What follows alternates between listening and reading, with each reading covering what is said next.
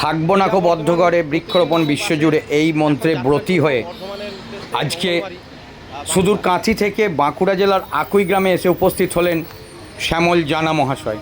পেশায় তিনি শিক্ষক, কিন্তু নেশায় তার বট বৃক্ষরোপণ। তো এই বট বৃক্ষরোপণকে সামনে রেখে আজ প্রায় 250 কিলোমিটার দূর থেকে তিনি রাত 4:30 উঠে দীর্ঘ পথ পাড়ি দিয়ে উপস্থিত হলেন আকুই গ্রামে। এবং এখানকার একজন বিশিষ্ট সমাজসেবী অভিষেক দায়ের অনুরোধে তিনি এসে উপস্থিত হন আকুই গ্রামে, বাঁকুড়া জেলার আকুই গ্রাম। সেখানে তিনি 4টি বটবৃক্ষ রোপণ করেন এবং সেগুলো লালন পালন করার দায়িত্ব নেন এবং সকলকে অনুরোধ করেন যে যেন গাছগুলো লালন পালন করেন এবং সকলে যেন গাছ লাগান। এই বিশ্ব উষ্ণায়নের যুগে আমাদের সবুজায়নের লক্ষ্য নিয়ে তিনি এই ব্রত পালন করে চলেছেন এবং এই আসা যাওয়ার পথে বিভিন্ন মানুষ সোশ্যাল মিডিয়ায় তাকে চেনে, তাই তাদের সাথেও দেখা হয়ে যায়, তাদের সাথেও কুশল বিনিময় উনি করেন হাসি মুখে। কারণ এতটা দীর্ঘ পথ পাড়ি দিয়েও এসেও তিনি যে স্বচ্ছন্দভাবে মানুষের সঙ্গে আচার আচরণ করছেন, এটা সত্যিই প্রশংসনীয়। তারপর উনি এসে উপস্থিত হন আকুই স্কুল মোড়ে। আকুই স্কুল মোড়ে উনি আকুইয়ের মহিয়সী নারী ননিবালা গুহর স্মৃতিতে এবং ওনার মূর্তিতে মাল্যদান করেন এবং ওনাকে শ্রদ্ধা জ্ঞাপন করেন। এরপর উনি দু জায়গায় 4টি বৃক্ষ রোপণ করেন বটবৃক্ষ। একটি হচ্ছে আকুই ননিবালা গার্লস হাই স্কুলে এবং আকুই কমলাবালা ওমেন্স কলেজে। এবং আকুই কমলাবালা ওমেন্স কলেজ ওনাকে সম্বর্ধিত করে। ওনারা খুবই গর্বিত যে এই ধরনের একজন মানুষ আজকে আকুইয়ের বুকে আকুই কমলাবালা ওমেন্স কলেজে এসেছেন। এবং আকুই ননিবালা গার্লস হাই স্কুলের সমস্ত দিদিমণি থেকে আরম্ভ করে ছাত্রদের মধ্যে একটা উৎসাহ, ছাত্রছাত্রীদের মধ্যে একটা উৎসাহ দেখা যায় যে বটবৃক্ষ রোপণ এবং এত দূর থেকে একজন মানুষ এসেছেন। এবং শিক্ষিকাদের মধ্যে অনেকেই ওনার সোশ্যাল মিডিয়ায় ওনাকে দেখেছেন, ওনার কর্মকাণ্ড দেখেছেন এবং ওনার যে কর্মকাণ্ড সে ব্যাপারে ওনার সঙ্গে বিভিন্ন আলাপচারিতা করেন, ওনার সঙ্গে যুক্তি আলোচনা করেন যে পরিবেশকে কী করে সবুজায়ন করা যায়, কী করে বাঁচানো যায়। তো সকলের উদ্দেশ্যে উনি একটাই বার্তা দিলেন যে গাছ লাগান, প্রাণ বাঁচান। কারণ বিশ্ব উষ্ণায়নের যুগে এই বটবৃক্ষ লাগান, বটবৃক্ষ লাগালে আমরা বহু ধরনের উপকার পাই। কারণ বটবৃক্ষ বহুদিন বাঁচে এবং এনার বক্তব্য থেকে আরেকটা জিনিস পরিষ্কার হলো যে বটবৃক্ষ লাগালে এটা যেহেতু এর থেকে কোনো জ্বালানি হয় না, হিন্দু সমাজ এটাকে কাটে না এবং এর থেকে কোনো আসবাবপত্র ফার্নিচার তৈরি হয় না, তাই এটার কোনো দাম নেই। তাই বটবৃক্ষ খুব ভালোভাবে এখানে থাকে। তো সেই জন্য সকলের প্রতি অনুরোধ আমাদের আকুই বার্তার পক্ষ থেকে যে আপনার এলাকায় গাছ লাগান, প্রাণ বাঁচান, সবুজায়ন বাড়িয়ে তুলুন।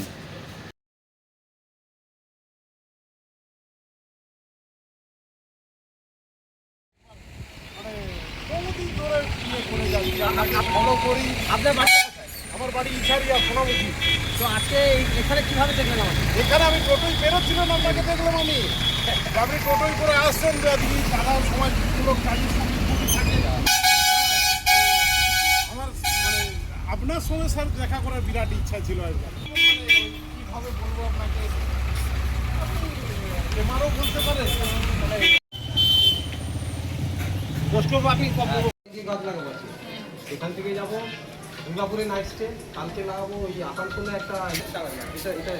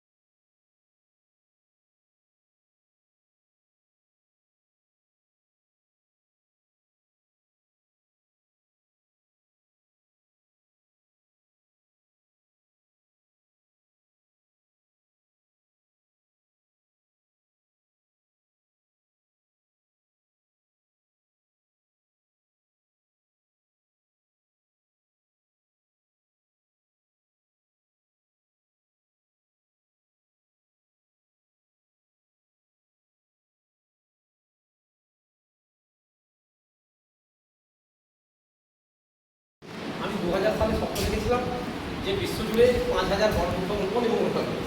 আজকে আমি উপস্থিত রয়েছি আকুই কমলাবালা ওমেন্স কলেজে। আমার ভালো লাগছে যে বাড়ি থেকে প্রায় 250 কিলোমিটার দূরে একটি কলেজে এসে আমি বৃক্ষরোপণ করার সুযোগ পাচ্ছি।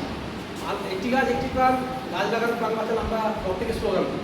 আজকে এখানে উপস্থিত রয়েছে এই কলেজের অধ্যাপক মহাশয়গণ, টিচার্স ইনচার্জ রয়েছেন, সঙ্গে আমার প্রিয় ছাত্রছাত্রী রয়েছেন, তার সঙ্গে রয়েছেন আমাদের প্রিয় বাপ্পাদা সহ আরও বিশিষ্ট গুণীজনেরা। প্রত্যেককে আমার তরফ থেকে অসংখ্য অসংখ্য ধন্যবাদ জ্ঞাপন করি। তো 2000 সাল থেকে যখন বৃক্ষরোপণ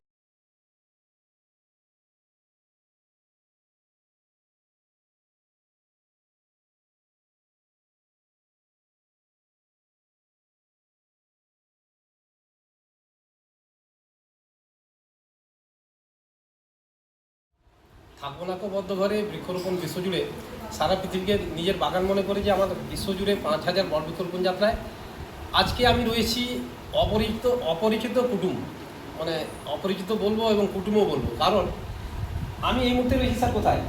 আকুই গ্রামে, বাঁকুড়া জেলার আকুই গ্রামে। তো যিনি আমার সঙ্গে রয়েছেন নাম পরিচয় একটু বলবেন। আমার নাম অভিষেক দা, আমার এই গ্রামেই বাড়ি। এবং আজকে শ্যামলবাবু কাঁথি থেকে শুধু 240-42 কিলোমিটার দূর থেকে উনি এসেছেন শুধু বৃক্ষরোপণ করার জন্য। আচ্ছা, ইনি একজন খুব ব্যাপক ভালো মনের মানুষ এবং সামাজিক কাজ করেন সারা বছর ধরে, মানে রক্তদান শিবির, দুস্থ মানুষদের খাওয়া দাওয়া কিংবা অসহায় মানুষদের জন্য ছুটে যাওয়া, বস্ত্রদান। ওনার পরিবারে আজকে এসে দুপুরের খাবারটা খাচ্ছি, মানে দেখুন, মানে জীবনের স্বপ্নের বাইরে এই আইটেমগুলো দেখুন, 1 2 3 4 5 6 7 8 9 ডাল রয়েছে, আলু পটল তরকারি রয়েছে, আর ভেন্ডি ভাজা, আলু ভাজা, এটা পোস্ত, মাছের ঝোল, তারপর রয়েছে চাটনি, দই রয়েছে আর মিষ্টি। মানে জীবনের এগুলো পরম পাওয়া। কোটি কোটি টাকা থাকলে হয়তো পেতাম না। লোকে বলে দানে দানে में लिखा होता है खाने वाला का नाम। আমি জীবনে ভাবিনি যে এই বাঁকুড়ায় এসে ইনাদের বাড়িতে এসে আকুই গ্রামে অন্ন গ্রহণ করার সুযোগ পাবো। এই পরিবারের কাছে আমি জীবনে ঋণী থেকে গেলাম। আমি আজ পর্যন্ত আমার যে বৃক্ষরোপণ যাত্রায় প্রায় 150 জন অচেনা অজানা মানুষদের বাড়িতে থাকা খাওয়া পেয়েছি। এগুলো জীবনে পরম পাওয়া। আর যারা আমাকে সাহায্য সহযোগিতার হাত বাড়িয়ে দেন, দুপুরে খাবার খেতে দেন, ট্রেনের টিকিট কেটে দেন, প্রত্যেকে নতমস্তকে পুলিশ জানাই। এই দান পরিবারের কাছেও ঋণী থেকে গেলাম। আন্তরিকভাবে আমন্ত্রণ থাকলো, আপনারা কখনো কাঁথি দীঘা গেলে আমার বাড়িতে দুটো অন্ন গ্রহণ করবেন, এটাই আমার আবেদন। প্রত্যেকে ভালো থাকবেন, আপনারা ভালো থাকবেন। ইনি আপনার নামটা বলবেন? আমার নাম দিলীপ দাম। দিলীপ দাম বাবু এই অভিষেকেরই পিতা। উনি কর্মসূত্রে ছিলেন এই বর্ধমান ডিএমের বড়বাবু ছিলেন, রিটায়ার করেছেন। হ্যাঁ, তো ওনার আজকে বাড়িতে এই মুহূর্তে দেখুন আমার সঙ্গে রয়েছেন শ্যামল জানা মহাশয়। অনেকে হয়তো সোশ্যাল মিডিয়ায় দেখেছেন ওনাকে বট বাবা বলে পরিচিত। তো শুধু ওনার বাড়ি কাঁথি, মেদিনীপুর। তো আজকে এই মুহূর্তে রয়েছেন উনি আকুই গ্রাম, বাঁকুড়া জেলার আকুই গ্রামে। উনি এসেছেন একটাই ব্রত ওনার জীবনে, যেটা থাকবো না কো বদ্ধ ঘরে বৃক্ষরোপণ বিশ্বজুড়ে। তো এই ব্রত পালন করতে গিয়ে আজকে ছুটে এসেছেন কিন্তু সুদূর কাঁথি থেকে। ভোর 4:30 উনি বাস ধরেছেন এবং 11টা নাগাদ মোগলমারিতে নেমেছেন। আমার কাছের হাইওয়ে রোড মোগলমারির থেকে ওনাকে রিসিভ করে আমি আকুইয়ে 4টে বট গাছ উনি রোপণ করেছেন বিভিন্ন জায়গায়। তার বিস্তারিত আমি ওনার মুখ থেকে শুনে নেব।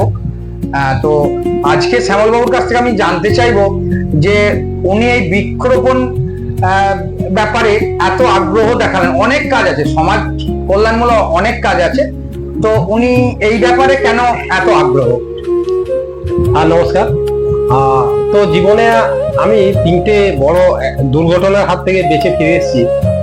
2বার বাইক, 1বার বাসের নিচে ঢুকে গিয়ে অবিশ্বাস্য ভাবে মৃত্যুর মুখ থেকে ফিরে আসা। আমি ভাবি যে জীবনের প্রত্যেকটা দিন শেষ দিন, ঘুম ভাঙলে সকাল, না ভাঙলে সেকাল। 1999 সালে যখন অ্যাক্সিডেন্ট করলাম, বাইক নিয়ে বাসের নিচে ঢুকে গেলাম, মানে 100 জন হয়তো 100 জনই মারা যায়। মানে অবিশ্বাস্য ভাবে বেঁচে ফিরে আসার পরে ভেবে দেখলাম যে আমি যে বেঁচে গেলাম এটা আমার জীবনে বোনাস টাইপ। তো বোনাস টাইমে যখন বেঁচে গেলাম কিছু করব, কিন্তু মনীষীরা বলে গেছেন যে মরার আগে কিছু দাগ রেখে যা। কিভাবেই বা দাগ রাখবো? আমি একজন সাধারণ তখন স্কুল ছাত্র, এখন একজন প্রাথমিক স্কুলের শিক্ষক। বেশি বেতন মানে পরিবারকে সময় দিয়ে এবং পারিবারিক যে স্বপ্ন পূরণ করার পরে খুব বেশি অর্থ হাতে থাকে না, কিন্তু আমার স্বপ্ন রয়েছে যে সমাজ, দেশ এবং দশের এবং পরবর্তী প্রজন্মের জন্য কিছু করে যাওয়া।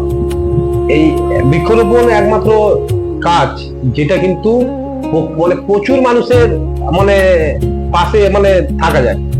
মানে যেমন অন্য ওয়েলফেয়ার গুলো কাজ, ধরুন কারো গরিব মেয়ের বিয়ে দেওয়া, পুস্তক বিতরণ, এগুলো তো অবশ্যই ভালো করতে হবে, কিন্তু বৃক্ষরোপণের এখন গুরুত্বটা অনেকটা বেশি। এখন এই বিশ্ব উষ্ণায়নের যুগে মানুষ বুঝতে পারছে যে বৃক্ষরোপণ কতটা জরুরি। কারণ আজকে আমাদের দেখছি বড় বড় ফ্ল্যাট হচ্ছে, শপিং মল হচ্ছে, সেখানে সেই বৃক্ষকে কেটে দিয়ে সেখানে, কিন্তু তার বদলে যে অল্টারনেটিভ কোথাও গাছ লাগানো হচ্ছে এটা কখনোই হচ্ছে না। তার জন্য দিনের পর দিন, বছরের পর বছর আমরা গরম বেশি অনুভব করছি।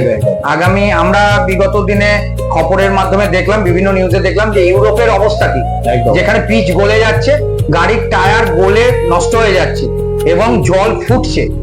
তো এই মুহূর্ত যদি আমাদের এশিয়া মহাদেশও হয়, তার থেকে যদি আমরা গাছ লাগিয়ে বিশ্ব উষ্ণায়নের দিনে সবুজায়নটাকে রাখতে পারি, এটা একটা ভালো দিক। একদম একদম। তো শ্যামলবাবুর কাছে আর একটা জেনে নেবো, আচ্ছা বিভিন্ন ধরনের গাছ রয়েছে, আপনি কেন বটবৃক্ষ লাগানোটাইকেই ব্রত করেছেন? মানে 5000 বটবৃক্ষ লাগাবেন, ঠিক আছে, কিন্তু বটবৃক্ষ ছাড়াও তো অন্য বৃক্ষ রয়েছে অনেক কম দামি বা দামি বা মূল্যবান। একদম। তো আপনি কেন বটবৃক্ষকেই বেছে নিলেন? তো বট গাছ আমাদের জাতীয় বৃক্ষ, ন্যাশনাল ট্রি। বট গাছ দীর্ঘজীবী গাছ, 700-800 বছর বাঁচে। বট গাছের জ্বালানি, বট গাছের কাঠ থেকে না হবে জ্বালানি, না হবে ফার্নিচার। স্বাভাবিকভাবে এই গাছ কিন্তু কেউ মানুষ মানে কোনো কারণে কেটে নেবে না, কারণ যে গাছের দাম নেই, কাঠের দাম নেই, জ্বালানির দাম নেই, সে গাছ কাটবে কেন? মানুষ যার দাম আছে তাকেই কাটবে। অর্জুন গাছের দাম আছে, তার ছাল ছাড়িয়ে খাচ্ছে মানুষ। সেই জন্য আমার বেছে নেওয়া। বট গাছ সারাদিনে প্রায় 80 লাখ টাকার অক্সিজেন পরিবেশে ফিরিয়ে দেয়, যেটা কিন্তু অন্য কোনো গাছের পক্ষে সম্ভব নয়। আর বট গাছের ফল পাখিদের প্রিয় ফল, প্রচুর পরিমাণে পাখি এই বট গাছের ফল খেয়ে তাদের জীবন বাঁচায়। আর বট গাছ তো অক্সিজেন দেয়, সেই সঙ্গে শীতলতা প্রদান করে। মানে এমনি গাছের মানে এমনি গাছের ছায়া যতটা শীতল, তার থেকে বট গাছের আরো 1-2 ডিগ্রি কম, 2 ডিগ্রি কম হবে। তাহলে আপনাদেরকে আমরা শ্যামলবাবুর কাছে বিভিন্ন তথ্য পেলাম।